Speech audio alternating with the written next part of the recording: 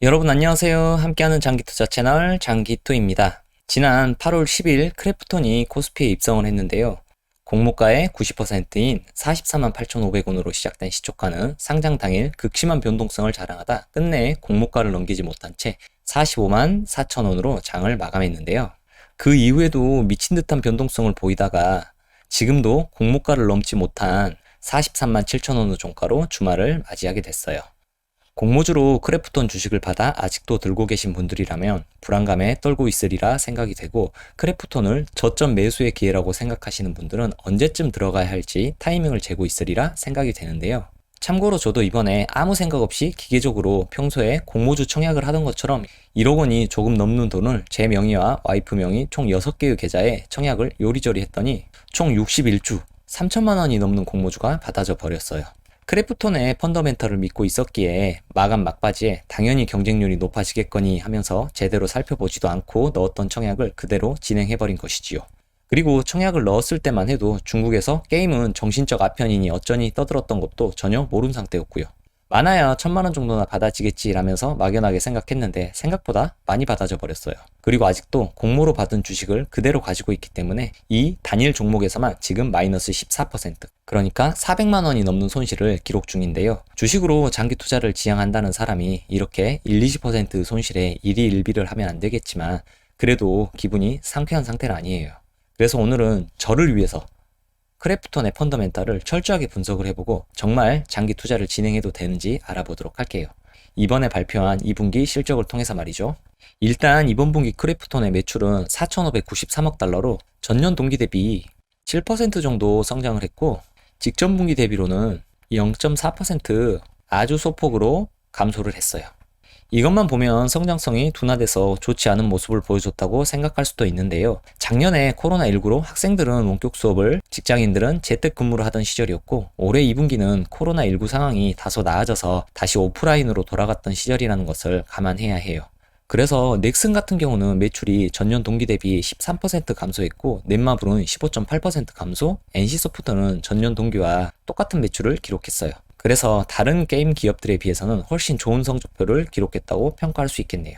그리고 영업이익은 1,742억 원으로 전년 동기 대비 0.3% 정도 소폭 감소를 했고, 직전 분기 대비로는 23% 감소를 했는데요. 그런데 이것도 매출과 마찬가지로 다른 기업들과 비교를 해보면 이야기가 달라져요. 넥슨은 전년 동기 대비 42% 감소를 했고, 넷마블은 전년 동기 대비 80% 감소를 했고, NC소프트는 전년 동기 대비 46% 감소를 했으니까요. 따라서 크래프톤은 작년 코로나19의 기저효과만 아니었으면 사실상 이번 분기 매출과 영업이익은 엄청나게 늘었다고 평가를 해도 될 것 같아요.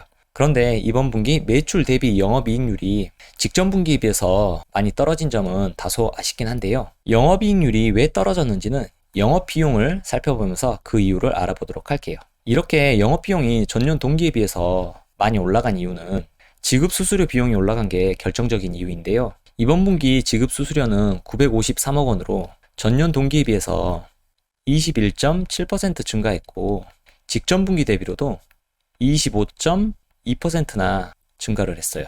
이건 2021년 상반기 TGI나 PCS4와 같은 e스포츠 대회 개최, 신작 개발에 따른 외주 비용, 배틀그라운드 모바일 인도 런칭 관련 서버 비용이 반영됐기 때문이라고 해요. 그리고 인건비가 739억 원으로 전년 동기 대비 16.6%, 전분기 대비 14.1% 증가한 것도 한몫을 했는데요. 이렇게 이번 분기에 인건비가 많이 증가한 이유는 드림모션과 같은 신규 자회사를 인수하면서 거기에 있는 직원들의 급여가 추가로 들어갔고, 사업 성장을 위해서 인력도 충원했고, 연봉도 올려줬기 때문이라고 하네요. 그리고 주식 보상 비용도 469억 원으로 굉장히 많이 지출을 했는데요. 크래프톤은 소프트웨어 기업이기 때문에 기술 개발이 정말 중요해요. 그리고 이런 기술 개발은 인재로부터 나오기 때문에 이런 인재 유출을 막는 것은 대단히 중요한 문제예요. 그리고 인재 유출을 막기 위해서 가장 좋은 보상은 스톡 옵션이고요. 성과급을 돈으로 주면 그때뿐이지만 나중에 주식으로 전환할 수 있는 옵션을 준다면 미래에 자신이 받게 될 주식의 가치를 위해서라도 기업에 헌신을 하게 되지 않을까요? 직원들에게 회사의 막연한 충성과 헌신을 요구하기보다는 정말 현실적이고 효과적인 동기부여책이 바로 스톡옵션인 거예요. 그리고 이런 주식 기반 보상은 나중에 주식으로 바꿀 수 있는 옵션을 주는 것이라서 실제로 지금 당장 현금은 빠져나가지 않고 회계상으로만 빠져나간 걸로 미리 표시를 해놓는 것이기 때문에 조정 에비타에서는 이것이 플러스 돼서 마진율이 47.5%까지로 올라가게 돼요. 이 부분은 나중에 분기 보고서가 정확히 공시되면 현금 흐름표를 통해서 자세히 살펴보도록 할게요. 아무튼 이런 이유로 이번 분기 영업이익률이 낮아진 것은 충분히 납득이 되는데요. 그리고 일단 영업이익에 있어서만큼은 다른 경쟁사들보다 월등히 좋은 모습이었으니까요. 그리고 이번에는 매출 구성을 조금 자세히 살펴볼게요. 일단 모바일 매출이 전체 매출의 77%를 차지하고 있고 PC는 19%, 콘솔은 4%를 차지하고 있네요. 그리고 모바일 게임은 전년 동기 대비 4.3% 증가했고 특히 PC 쪽 매출이 전년 동기 대비 23.1%로 굉장히 많이 증가를 했는데요. 이건 지난 6월에 출시된 성장형 무기 스킨이 큰 호응을 얻으며 과금 유저 확대를 견인했다고 하네요. 그리고 당연히 이 매출의 대부분은 배틀그라운드 하나에서 나온 거라고 할 수 있어요. 2분기에 자세한 실적은 아직 공개되지 않았지만 지난 1분기에는 배틀그라운드가 전체 매출의 96.7%를 차지했기 때문에 이번 분기는 안 봐도 뻔해요. 그래서 크래프톤의 최대 장점이 배틀그라운드이기도 하지만 최대 단점도 배틀그라운드라고 할 수 있어요. 공모주 청약 투자 설명서에 이렇게 딱 써져 있잖아요. 배틀그라운드 영업수익이 감소할 경우 당사의 사업, 재무상태 및 영업실적에 부정적인 영향을 가져올 수 있습니다. 라고요. 그래서 크래프톤도 자신들의 약점을 극복하기 위해서 회심의 일격으로 배틀그라운드 후속작인 모바일 버전 배틀그라운드 뉴스테이트 출시를 준비하고 있는데요. 8월 11일 기준으로 사전 예약자가 벌써 2,700만 명을 넘었다고 해요. 그리고 이건 우리나라에 편중된 사전 예약자들이 아니라 전 세계 각지에 골고루 퍼져 있다는 점이 굉장히 긍정적인 부분이고요. 또 이런 사전 예약자는 아직 아이폰은 닿지도 않았고 중국과 인도, 베트남도 제외된 결과라는 거예요. 그리고 기존의 배틀그라운드 모바일 버전 같은 경우는 텐센트를 거쳐서 퍼블리싱을 했는데 이번 배틀그라운드 후속작은 크래프톤이 직접 퍼블리싱을 하기 때문에 수익성이 훨씬 좋을 것으로 예상이 돼요. 그리고 이런 후속작은 9월 말에서 10월 초 글로벌 런칭이 계획되어 있는데요. 이 후속작이 사전 예약에서 보여주는 기대만큼만 유저들에게 실제로도 호평을 받게 된다면 그때 크래프톤의 주가는 재평가를 받게 될 것이라고 저는 믿고 있어요. 다만 실제로 출시가 됐는데 망한 게임이라는 평가가 돌게 된다면 크래프톤에 대한 투자도 같이 망하게 된다고 생각을 하시면 될 것 같아요. 그렇기 때문에 리스크 없는 투자를 원하시는 분들은 적금을 드는 것을 추천드릴게요. 주식에는 100%란 없으니까요. 다만 자신만의 기준으로 확률이 조금이라도 높아 보이는 쪽에 베팅을 할 뿐이에요. 그런데 일단 알파 테스트를 해본 유저들은 국내든 국외든 호평 일색이라서 저는 배틀그라운드 뉴스테이트가 성공할 것이라는 쪽에 베팅을 하고 싶어요. 솔직히 저는 게임을 하지 않아서 잘은 모르겠는데요. 그래도 대충 흘러가는 분위기는 느낄 수 있잖아요. 여러분들도 유튜브에 배틀그라운드 뉴스테이트라고 검색을 해보시면 이 분위기를 바로 아실 수 있으실 거예요. 그리고 이번 뉴스테이트는 모바일 버전으로 먼저 출시를 하는데요. 저 같은 아재들은 학창시절에 PC방에 가서 게임을 하던 기억만이 남아서 아직도 PC게임 시장이 상당하다고 생각을 해서 왜 눈알 아프게 모바일 버전 게임을 먼저 출시하냐고 생각할 수도 있는데요. 이건 확실하게 말할 수 있어요. PC게임 시장은 지는 시장이고 모바일 게임 시장이 뜨는 시장이라는 것을요. 이렇게 객관적인 데이터가 보여주고 있잖아요.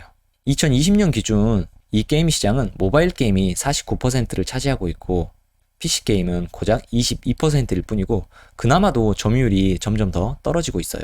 그런데 다만 아쉬운 점은 이번 글로벌 런칭에서 중국이 제외된다는 점이에요.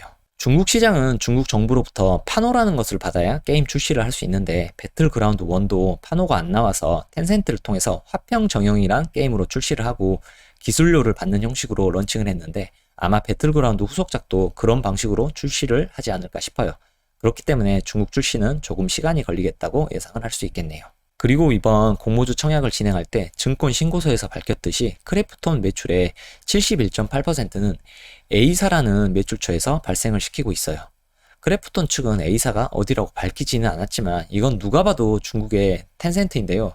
배틀그라운드의 96.7%로 치중된 매출 구조도 불안한데 그마저도 중국에서 발생하는 매출이라서 이 부분이 크래프톤의 치명적인 약점이에요. 솔직히 이 부분이 엄청난 리스크인 것은 맞지만 조금 정확하게 전후 사정 파악은 해봐야 하는데요. 지난 7월 26일 IPO 전에 크래프톤 측은 온라인 기자간담회를 진행했었는데요. 이때 배동근 크래프톤 CFO는 회계상으로 볼 때 중국 의존도가 높다고 생각할 수 있지만 이는 퍼블리셔가 아시아 중국에 있기 때문이라며 크래프톤이 직접 서비스하고 있는 배틀그라운드 PC나 콘솔 그리고 그 외 다양한 게임들이 전체 매출의 과반을 차지하고 있다고 밝혔는데요. 이거는 텐센트가 배틀그라운드 모바일 버전은 전 세계 퍼블리싱을 맡고 있기 때문에 실제적으로 중국 내 매출 의존도는 70%대가 아니라 50%대라고 생각을 하시면 될 것 같아요. 물론 중국이 전체 매출의 50%를 담당하고 있다는 점은 확실한 리스크는 맞긴 해요. 다만 이렇게 정확하게 한번 파악을 해볼 필요는 있다는 거죠. 그렇기 때문에 더욱더 배틀그라운드 후속작의 성공 여부가 정말 중요한데요. 조금 전 말씀드렸듯이 배틀그라운드 후속작은 모바일 버전도 크래프톤 측에서 직접 퍼블리싱을 하기 때문에 이것만 성공한다면 중국 내 매출 의존도도 줄일 수 있고 배틀그라운드 게임 하나로 먹고 사는 원히트 원더라는 리스크도 극복을 할 수 있기 때문이에요. 따라서 올 9월 말에서 10월 초에 출시될 배틀그라운드 뉴 스테이트의 성공 여부가 크래프톤 투자의 핵심이라고 생각하면 될 것 같아요. 그런데 안드로이드 한 종류 모바일에서만 사전 예약자를 2,700만 명이나 받았다는 점, 그리고 알파 테스트를 해본 유저들의 평가는 호평 일색이라는 점은 후속작 성공 확률이 높다고 평가할 수 있겠네요. 그리고 작년에 인도가 중국과 분쟁으로 중국어 앱을 인도 내에서 사용을 하지 못하게 금지를 했었는데요. 그런데 배틀그라운드 모바일 버전은 중국 텐센트가 퍼블리싱을 하고 있었기 때문에 작년에 배틀그라운드 모바일 버전이 인도 내에서 서비스가 중단되기도 했었어요. 그런데 이렇게 서비스가 중단된 인도 시장은 배틀그라운드 모바일 누적 다운로드 건수가 인도 전체 스마트폰 이용자의 약 40%에 이르는 2억 7천만 건을 기록했을 정도로 큰 시장이었어요. 게다가 인도는 2020년 기준 스마트폰 침투율이 48%에 불과해 향후 게임 시장 내에서 높은 성장률을 보일 것으로 예상되는 시장이에요. 이런 시장에서 배틀그라운드 서비스가 중단된 것은 크래프톤에게 굉장한 타격이었는데요. 그런데 지난 7월 2일에 인도 내 배틀그라운드 서비스가 재개됐다는 좋은 소식이 있었어요. 그리고 대박인 건 출시 일주일 만에 누적 이용자 3,400만 명을 돌파했고 일 최대 이용자는 1,600만 명, 최대 동시 접속자 240만 명을 기록하는 기염을 토했다는 점이에요. 그리고 이번 인도 출시는 텐센트를 거치는 게 아니라 크래프톤이 직접 유통을 하기 때문에 인도 내 매출이 반영되는 3분기 실적은 기대를 해봐도 좋을 것 같아요. 따라서 배틀그라운드 후속작 성공 여부에 상관없이 거대한 인도 시장에서 배틀그라운드 1의 성장성도 굉장히 긍정적인 부분인 것 같아요. 그런데 인도의 게이머 숫자는 3억 1200만 명으로 중국 다음으로 많은 수를 차지하고 있지만 전체 게임 산업의 규모는 우리나라의 35% 수준밖에 되지 않는 나라예요. 이 말은 인도는 게임을 하는 사람들은 많지만 게임을 하면서 돈을 잘 안 쓴다는 말이에요. 일단 1인당 평균 지출 금액은 우리나라와 일본이 완벽하게 넘사벽이네요. 그럼에도 일단 인도는 인터넷의 침투율이 대략 45% 정도밖에 되지 않아서 다른 나라의 시장과 비교했을 때 충분히 성장 가능성이 더 남아있고 인도는 대부분 모바일 게임만 하기 때문에 모바일 게임의 규모로만 보면 전 세계 5위로 올라가게 되고 시장 규모도 우리나라의 53% 수준으로 올라가게 돼요. 인도 내 모바일 게임을 주력으로 밀고 있는 크래프톤에게는 긍정적인 부분으로 보이네요. 그리고 게임 시장의 성장률을 보면 쿠바가 전년 동기 대비 49%로 전 세계 1위를 차지했고 인도가 45.6%로 2위를 차지했어요. 그런데 시장 규모와 유저 숫자를 보면 사실상 인도가 1위라고 봐도 전혀 이상하지 않을 것 같네요. 막연히 인도 내 유저가 많으니까 인도에서 성장이 엄청나게 일어날 거야 라고만 생각을 하면서 투자를 하는 것보다는 이렇게 객관적인 데이터를 통해서 리스크와 기대할 수 있는 점을 정확히 분석 후 투자를 하는 것이 맞다고 저는 생각하고 있어요. 참고로 이 자료는 뉴주라는 곳에서 가져왔는데요. 뉴주의 데이터는 크래프톤이 IPO를 하면서 증권신고소에 첨부했던 자료예요. 솔직히 저는 뉴주의 조사가 얼마나 공신력이 있는지는 잘 모르지만 일단은 크래프톤 증권신고소에 들어갔던 자료를 만든 리서치사이기 때문에 적어도 우리나라 금융감독원에서는 인정하는 리서치사라고 생각은 해볼 수 있겠네요. 이 자료는 FN 가이드에서 발표한 컨센서스 예측 자료인데요. 이제 저는 이걸로 예상 주가를 계산해 볼 거예요.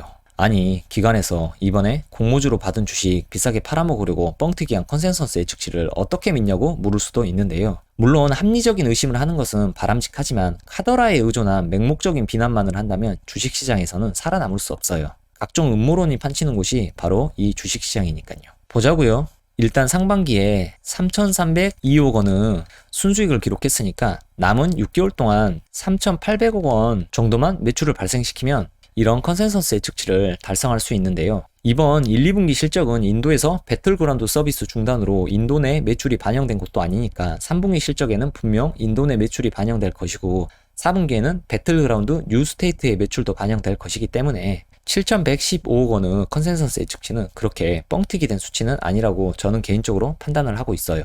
물론 주식에서 100%는 없기 때문에 판단은 각자 하셔야겠지만 말이에요. 아무튼 그래서 저는 예상 EPS 곱하기 예상 PER로 크래프톤의 예상 주가를 계산해 볼 거예요. 왜 이런 공식이 나오냐면요. PER은 시가총액을 1년간의 순수익으로 나누거나 현재의 주가를 EPS로 나눠서 계산을 하는데요. 여기서 EPS는 1년간 벌어들인 순수익을 발행 주식수로 나눠서 구하는 값인데 한 주당 벌어들이는 순수익을 말하는 거예요. 그러니까 PER은 현재의 주가가 한 주당 발생시키는 순수익에 비해서 몇 배의 프리미엄으로 거래되는지를 나타내는 지표라고 할 수 있어요. 따라서 PER은 EPS분의 주가이니까 중학교 때 배운 수학으로 X자로 이렇게 계산을 하면 주가는 EPS 곱하기 PER이 되는 거예요. 그래서 예상 EPS에다 예상 PER을 추측해서 곱해준다면 예상 주가를 구할 수 있는 거예요. 자, 그러면 여기 단기 순수익에 주식수를 나눠주면 예상 EPS가 구해지겠죠? 여기 주식수는 8월 13일 가장 최근에 공시한 자료에서 가져왔어요. 물론 미래에 유상증자를 한다면 주식수가 늘어나서 예상 EPS가 줄어들 것이고 자사주 매입을 한다면 주식수가 줄어들어서 예상 EPS가 늘어나겠지만 솔직히 크래프톤이 적어도 당분간은 유상증자를 하지는 않을 것 같아요. 지금도 돈이 넘쳐나는 기업이 바로 크래프톤인데 크래프톤이 유상증자를 한다고 하면 저 판교 크래프톤 타워 앞에 가서 1인 시위할 거예요. 같이 가실 분 있으신가요? 물론 한국 기업들은 주주 친화적인 정책도 잘 펼치지 않기 때문에 자사주 매입도 하지는 않을 것 같긴 해요. 아무튼 이렇게 해서 예상 EPS를 구해보니까 다음과 같은 수치가 나왔는데요. 자, 여기 예상 EPS에 예상 PER만 곱해주면 우리는 크래프톤의 예상 주가를 구할 수 있게 되는데요. 제가 여기 다른 기업들의 PER을 조사해놨어요. 그러니 여러분들만의 기준으로 적정한 PER 프리미엄을 선정해서 예상 주가를 구해보도록 하세요. 저는 일단 업종 평균 PER로 한번 계산을 해보고 지금 크래프톤의 PER로도 한번 계산을 해보고 마지막으로 카카오게임즈의 PER로도 계산을 해볼게요. 참고로 크래프톤 뉴스테이트가 성공만 한다면 카카오게임즈의 PER을 적용받는 것도 분명 꿈은 아닐 거예요. 첫 번째, 제 기준에서 최악의 시나리오를 가정해서 업종 평균 PER을 적용해 볼게요. 그러면 예상 주가는 다음과 같아요. 참고로 여기 상승률은 8월 13일 종가인 43만 7천 원을 기준으로 했어요. 이 정도면 썩 만족스럽지 않나요? 장기 투자를 지향하는 저로서는 충분히 만족스러운데 말이죠. 그리고 두 번째는 현재 크래프톤의 PER이 계속해서 유지됐을 경우를 가정한 시나리오인데요. 저는 이 정도가 가장 현실적인 시나리오라고 생각하는데 여러분들의 생각은 어떠신가요? 댓글로 의견 알려주시면 정말 감사할 것 같아요. 마지막으로 배틀그라운드 뉴스테이트가 대박이 터져서 크래프톤이 다시 한번 시장의 주목을 받게 된다면 이런 환상적인 주가도 기대해 볼 수 있는데요. 카카오게임즈가 받고 있는 55배의 프리미엄을 크래프톤이 부여받지 말라는 보장은 없으니까 이 시나리오도 결코 무리한 꿈만은 아닌 것 같아요. 물론 우리는 이렇게 최선을 기대하되 최악도 대비를 해야 하기 때문에 이런 주가를 기대하고 대출을 받아서 크래프톤 주식에 몰빵을 한다거나 하는 행동을 하면 안 되는 거 아시죠? 이런 시나리오는 배틀그라운드 후속작이 성공한다는 가정, 중국에서 게임을 두들겨 패지 않는다는 가정, 그래서 시장에서 크래프톤에게 카카오게임즈의 프리미엄을 부여한다는 가정이 겹쳐져야만 나오는 시나리오이니까요. 그런데 제가 계속 말씀드렸어요. 위험을 감수하기 싫고 100% 승리하고 싶으신 분들은 주식을 하면 안 되고 기대 수익 1, 2%짜리 적금을 드셔야 해요. 다만 저는 분석을 통해서 저만의 기준을 세워 확률이 조금이라도 높아 보이는 쪽에 투자를 할 뿐이에요. 이 영상을 얼마나 많은 분들이 보실지는 모르겠지만 보신 분들은 댓글로 여러분들의 의견을 남겨주시면 정말 감사할 것 같아요. 반대 의견도 정말 좋아요. 그러면 저도 제가 보지 못한 부분을 볼 수 있게 되면서 투자의 시야가 넓어질 것이니까요. 기억하세요. 세상은 끊임없는 정반하부 과정에 의해서 발전해 왔음을요. 이상 함께하는 장기투자 채널 장기투였습니다.